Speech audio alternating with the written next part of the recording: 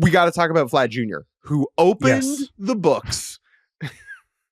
Well, to the degree that we did not understand before, right? When Vlad Jr. Gave the Blue Jays a deadline for when they could agree to an extension, which was the first full day of workouts in spring training. That passed. They didn't come to a deal. But when we were talking about it, we didn't really know what numbers we were really working with.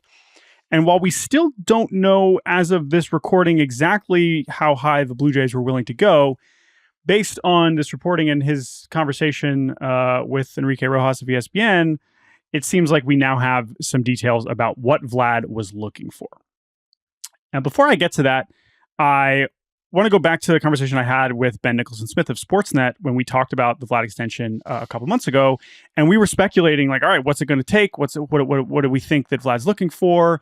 And I was like, just pay him, like, give him whatever he wants. Like, this is the guy you should build around. I made the case for it. I was like, if it's $500 million, like, I'd still do it if it was deferred. And I remember very specifically at the time, Ben was like, and Ben, if anybody's going to be plugged in with the Blue Jays, thinking it's going to be Mr. BNS, right? And he was like, I don't think it's going to take $500 million.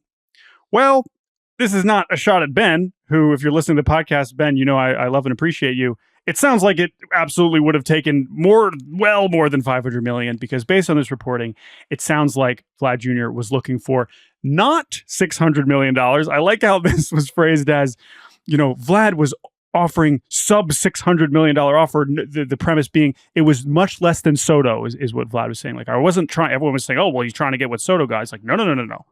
I only wanted. No, I'm worse than him. I'm worse than him. I'm worse than him, but I still want, nearly $600 million. And it sounds like the Blue Jays were not willing to go that far. But this at least gives us a bit of a sense of like, okay, now we can look at it and be like, would I have given Vlad $580 million over 15 years? Me? Yeah, absolutely. Especially if we can get some deferrals worked in there. I'd do that so fast, especially because of what it means to the Blue Jays and kind of their future and how good I feel about them moving forward. Having him in place, even for this cost, I think would be worth it. But it seems like they were not willing to get there. I don't know. Like, it's easy, and we do it all the time, to spend other people's money, right? Sure. And it's not as if the Blue Jays haven't invested or been willing to invest. Like, this ownership group has put a lot of money into this team, right? This is not a Seattle Mariners, Pittsburgh Pirates situation. And that is the type of contract, though, that can hamstring you if it goes wrong in very, very quickly. I think Vlad is great. I think he's a generational player. I think that number is inflated because of Soto, even though it's lower than Soto. Absolutely. Remember, we have not seen anything that high before Juan Soto. And I think that the Soto contract got as high as it did because the two New York teams were having a pissing contest. And so I don't think that Vlad is worth that number. Like, it sucks for Jays fans, right? And to be clear, like, Vlad has every right to go to the open market and see if he can get that number. And I think it's more likely that he goes to free agency and can get that number because he's pitting teams against one another, which is exactly what Soto did.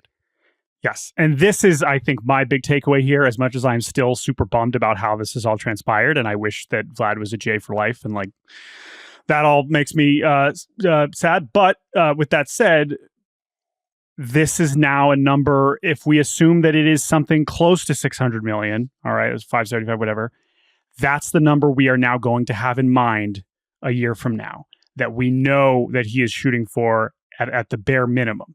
And so we will find out if Vlad's sticking to it was a correct business decision. Now, he's going to end up getting, assuming he doesn't get injured or suddenly have a 100 OPS plus, like, he's going to get a lot of money regardless.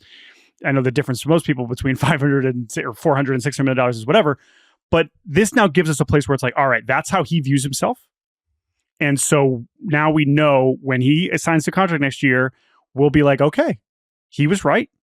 Or the Jays were right to hold it, and Vlad should have taken whatever should. I mean, again, he's going to be fine either way, but this is it. Now I feel like I have a better sense of, now that we know where he views himself, And so that will help inform the conversation a year from now. Now, how he does this year will also impact that. If he has another top 3 MVP finish, you could say, well, absolutely he should get that, or he thinks he should get even more than that.